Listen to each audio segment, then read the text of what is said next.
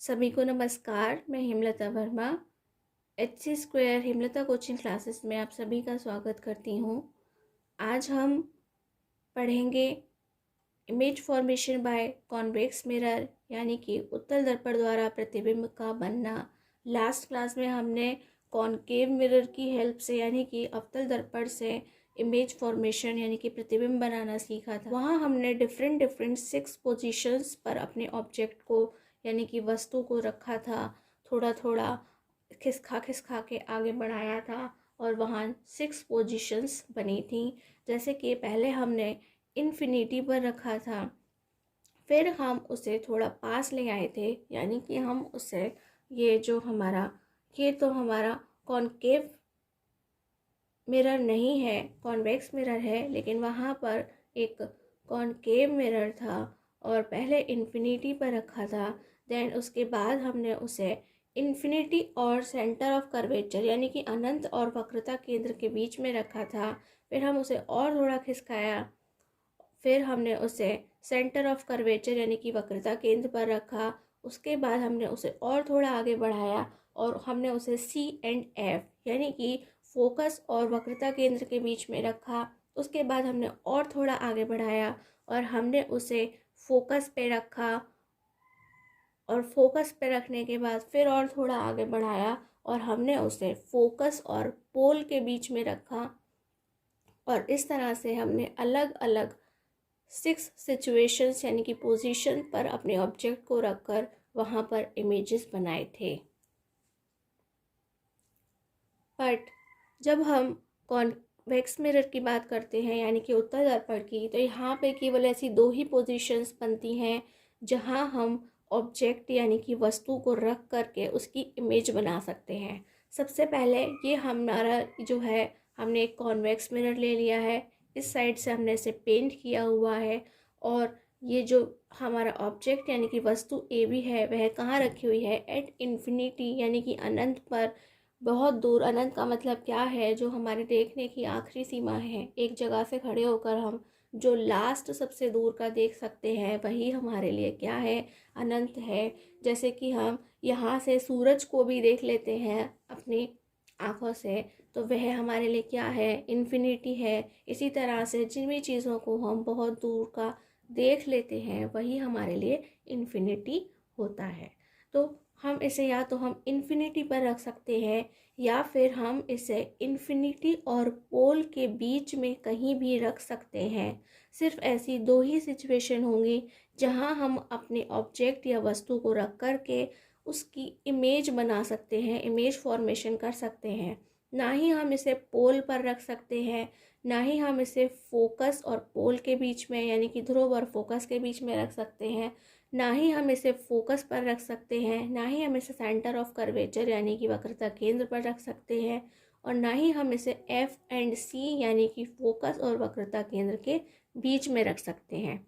क्यों नहीं रख सकते? क्योंकि हमारा रिफ्लेक्टिंग सरफेस क्या है, ये वाला जो है वह हमारा रिफ्लेक्टिंग सरफेस है। जो भी रेजेस आएंगी, इंसिडेंट रेज आएंगी, वह इसी से रिफ्लेक्ट होकर के वापस जाएंगी।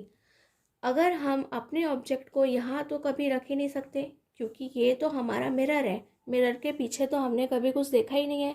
हम मिरर के पीछे कोई भी चीज़ रख ही नहीं सकते। उसकी इमेज बनाने के लिए हमें तो उसे मिरर के सामने, इन फ्रंट ऑफ मिरर रखना होगा। और इन फ्रंट ऑफ मिरर में हमारे पास केवल 2 ही पोजीशंस है। एक हमारे पास इन्फिनिटी है और दूसरी इन्फिनिटी और पोल के बीच में कहीं पर भी रख सकते हैं। ऐसी सिर्फ 2 ही सिचुएशंस है, इसलिए हमें यहाँ कॉनकेव मिरर की तरह 6 अलग अलग सिचुएशंस या पोजीशंस में रखकर ऑब्जेक्ट को उसकी इमेज या उसका प्रतिबिंब नहीं बनाना है। सिर्फ 2 ही पोजीशंस हैं, एक इन्फिनिटी है और दूसरी फाइनाइट है। फाइनाइट का मतलब क्या है, जिसे हम जिसके डिस्टेंस को हम काउंट कर सकते हैं, वह इतनी पास में है हमारे मिरर से, यानी कि हमारा रिफ्लेक्टिंग सरफेस या परावर्तक तल से वह इतना पास है कि हम उसे इजीली काउंट कर सकते हैं। ठीक, तो सबसे पहले हम बनाएंगे ऑब्जेक्ट एट इन्फिनिटी, वस्तु अनंत पर हो। तो ये हमने अपना एक ऑब्जेक्ट ए भी ले लिया है, वह इन्फिनिटी पर रखा है और हम बहुत अच्छे से जानते हैं हमने पहले भी डिस्कस कर चुके हैं कि जो कॉन्वेक्स मिरर होता है ये उसका क्या है, पोल है, और उसका फोकस और सेंटर ऑफ कर्वेचर कहाँ होते हैं, बिहाइंड द मिरर, यानी कि उसका फोकस और वक्रता केंद्र हमारे दर्पण के पिछले भाग में होता है, जो कि हमें दिखाई नहीं देता है। ठीक। और जो हमारा रूल है, रे डायग्राम्स बनाने के रूल है, उसमें क्या है कि हमें कम से कम एटलीस्ट 2 रेजेस की ज़रूरत होती है। तो हम यहाँ पर बहुत दूर हमारे जो ऑब्जेक्ट है हम उसको दो रेज लेते हैं। एक यहाँ से, ये कैसी है, ये पैरेलल यानी कि समांतर है, इसे हम I1 का नाम देते हैं, समांतर है। ठीक, किसके, ये हमारे प्रिंसिपल एक्सिस है, ये हमारा प्रिंसिपल एक्सिस है यानी कि मुख्य अक्ष है, और ये उसके पैरेलल यानी कि समांतर है। और हम जानते हैं कि कोई भी प्रिंसिपल एक्सिस यानी कि मुख्य अक्ष के समानांतर जब आपतित किरण जाती है तो वह कहाँ से गुजरती है, वह हमेशा फोकस से गुजरती है। जैसे हमारा फोकस है, लेकिन हम जानते हैं कि हमें तो मिरर के पीछे का कुछ नहीं दिखाई देता है, तो वह हमें वापस कहाँ, इसी डायरेक्शन में बाहर जाती हुई दिखाई देगी। यानी कि ये हमारी क्या है, R1 है। ये अगर हमारी I1 थी तो वह रिफ्लेक्टिंग सरफेस पे हमें कहाँ दिखाई देगी, कुछ इस तरह से R1 की तरह निकली हुई हमें दिखाई देगी। उसी प्रकार जब हम एक नीचे से लेंगे, ये देखिए मैंने नीचे से ले ली है, ज़रूरी नहीं है कि मैं इतने ही नीचे से लूँगी, मैं इसे यहाँ से भी ले सकती हूँ, इसे मैं यहाँ से भी ड्रॉ कर सकती हूँ। तो यह भी क्या करेगी, यह जो हमारी I2 है वह भी कहाँ जाएगी, फोकस पर जाएगी।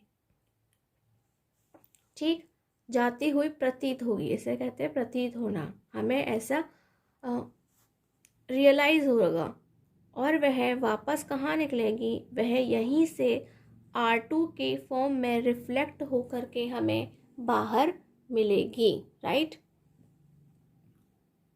और इस तरह से हमने देखा कि ये जो हमारे रिफ्लेक्टिंग, ये जो बाहर, तो ये कहीं पर भी मीट नहीं हो रही हैं, यानी कि यह सिर्फ हमारे पास एक ही पोजीशन है कि यह दोनों अंदर फोकस पर मीट हो रही हैं। बाहर इधर निकल के या नीचे इधर निकल के यह कहीं भी मीट नहीं हो रही हैं। यह कहाँ मीट हो रही हैं, यह बिहाइंड द मिरर यानी कि दर्पण के पीछे फोकस पर मीट हो रही हैं। तो हमने देखा कि हमारा ऑब्जेक्ट कितना बड़ा था साइज में, और वह हमें फिर से एक पॉइंट जैसा मिला है, यानी कि हाईली डिमिनिश्ड मिला है, एक बिंदु मात्र जैसा मिला है। और वह कैसा है, क्योंकि वह मिरर के पीछे यानी कि बिहाइंड द मिरर, दर्पण के पीछे बना है, तो वह हमेशा कैसा होता है, वह हमेशा वर्चुअल होता है। यानी कि हमें ऐसा लगता है कि हमारी एक इमेज बनी है, और असल में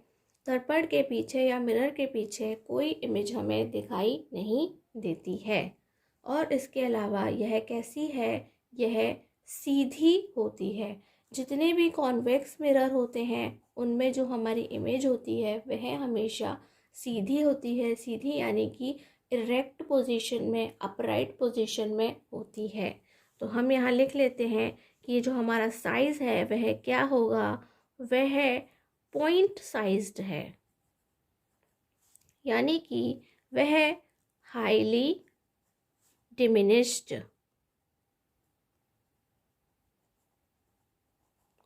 हाईली डिमिनिश्ड है।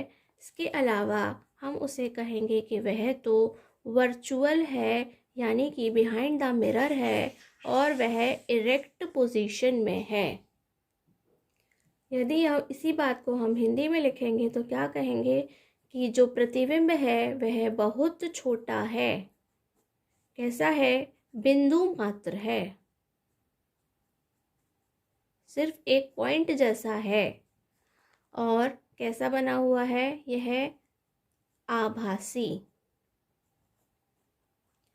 और सीधा बना है। इसके अलावा सिर्फ एक और सिचुएशन है जहां हम कहाँ रखेंगे अपने ऑब्जेक्ट या वस्तु को, हम इस इन्फिनिटी और पोल यानी कि अनंत और ध्रुव के बीच में कहीं पर भी रखेंगे और उससे हम अपनी एक और इमेज फॉर्मेशन करके दिखाएंगे।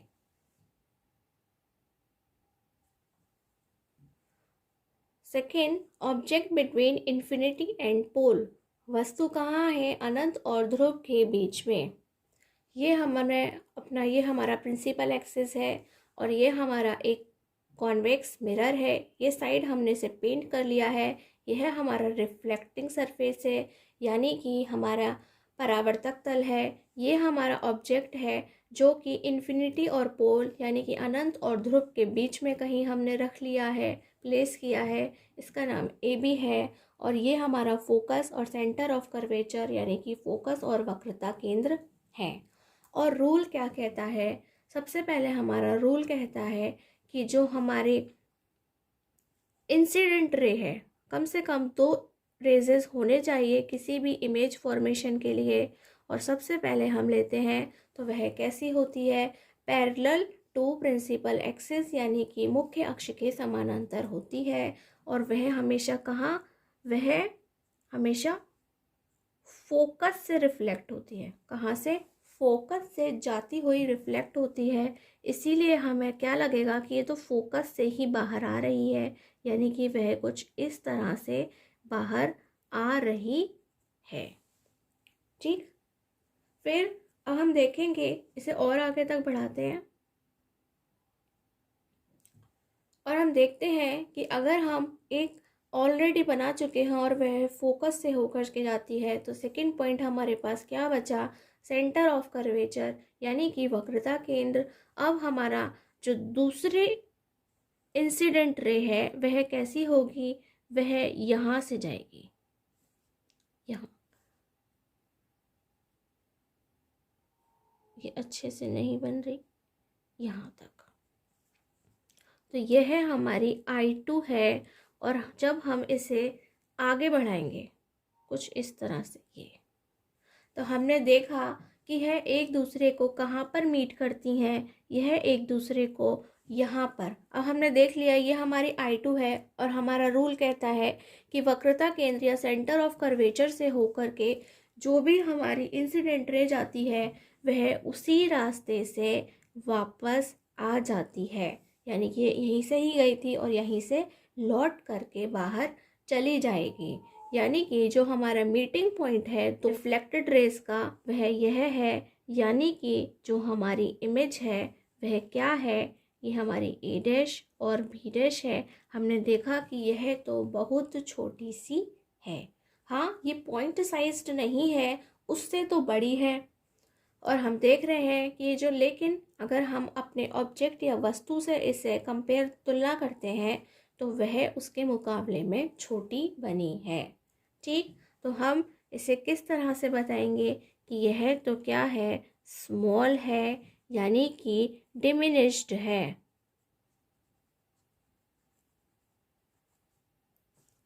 ठीक, और यह कहाँ बनी है? बिहाइंड द मिरर बनी है, यानी कि यह कैसी है? यह वर्चुअल है। एंड नेक्स्ट हम देख रहे हैं कि यह हमें ऊपर, यानी कि एबव द प्रिंसिपल एक्सिस हमारा ऑब्जेक्ट था और उसकी इमेज भी कहाँ बनी है?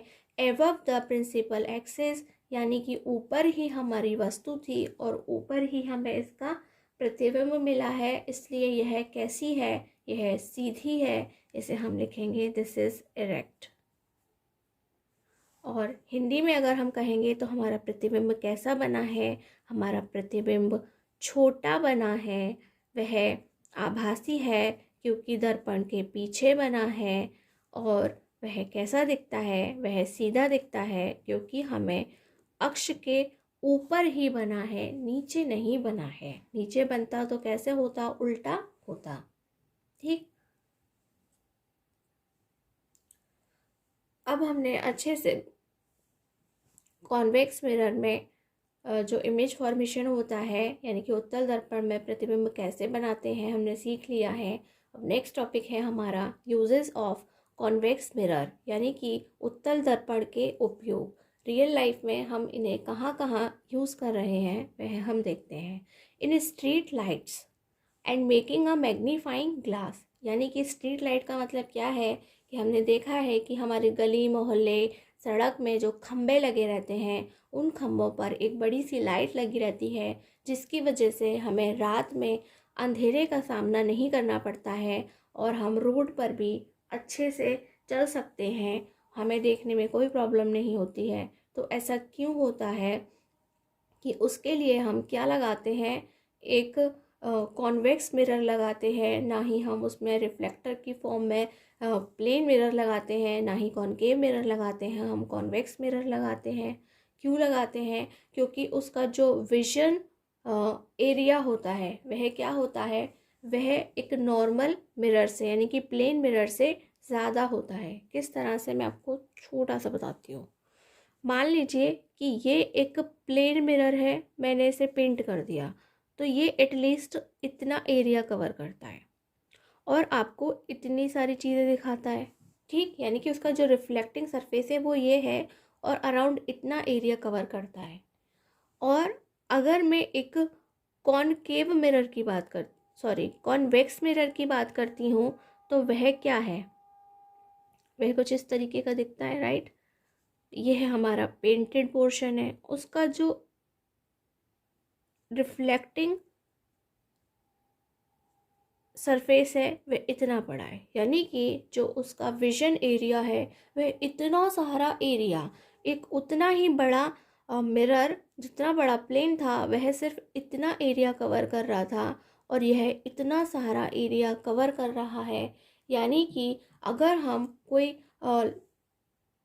लाइट लगा रहे हैं स्ट्रीट पर, तो उतनी ही बड़ी लाइट के अंदर वह इतने सारे पोर्शन में रोशनी ही रोशनी कर देगा। लेकिन अगर उसके अंदर रिफ्लेक्टर की फॉर्म में एक प्लेन मिरर लगाते तो वह बहुत कम रोशनी देता, ठीक। और यह क्या करता है, बहुत सारे यानी कि एक लाइट से हम बहुत दूर तक रोशनी कर सकते हैं। इसका उपयोग गलियों और सड़कों के किनारे लगे खंभों पर लगी लाइट यानी कि बल्बों में तथा आवर्धक लेंस के रूप में किया जाता है। ये आवर्धक लेंस यानी कि मैग्नीफाइंग ग्लास, यानी कि अगर आपके पास में मैग्नीफाइंग ग्लास नहीं है तो आप क्या करेंगे, आप कॉन्वेक्स मिरर, आप दो कॉन्वेक्स मिरर लेंगे और बैक टू बैक उन्हें एक साथ रख देंगे, तो वह क्या करेगा, वह एक मैग्नीफाइंग ग्लास का काम करेगा और आपको चीज़ों को बड़ा करके दिखाएगा। मैग्नीफाइड का मतलब क्या होता है, किसी भी चीज़ को हम बड़ा करके देखते हैं, तो हम वहाँ पर इसे एक मैग्नीफाइंग ग्लास के रूप में यूज़ कर सकते हैं। सेकंड है, in vehicles used as rear view mirror for safe driving because it has a wider view to watch traffic. They always give erect and diminished image. तो क्या बोल रहे हैं कि यह रियर व्यू मिरर्स यानी कि एक साइड मिरर की तरह हमारे व्हीकल्स यानी कि गाड़ियों में लगा हुआ होता है। और ये ऐसा क्यों होता है, ताकि हम ड्राइविंग को सेफ तरीके से कर सकें। Because it has a wider view to watch traffic, यानी कि आप देख सकते हैं कि पीछे से कितना ट्रैफिक आ रहा है, गाड़ियाँ आ रही हैं, लोग आ रहे हैं, और किसी प्रकार का कोई एक्सीडेंट ना हो, आपके साथ कोई दुर्घटना ना हो, इसलिए हम इसका इस्तेमाल करते हैं। They always give erect and diminished image. और ऐसा क्यों होता है, और ये हमें इसलिए क्योंकि हमेशा इसमें सीधी ही हमारी जो इमेज होती है वह हमेशा सीधा प्रतिबिंब ही बनता है और डिमिनिश्ड यानी कि छोटा बनता है। और छोटा बनने के कारण ही हमें काफ़ी सारी चीज़ें एक छोटे से मिरर के अंदर दिखाई देती हैं।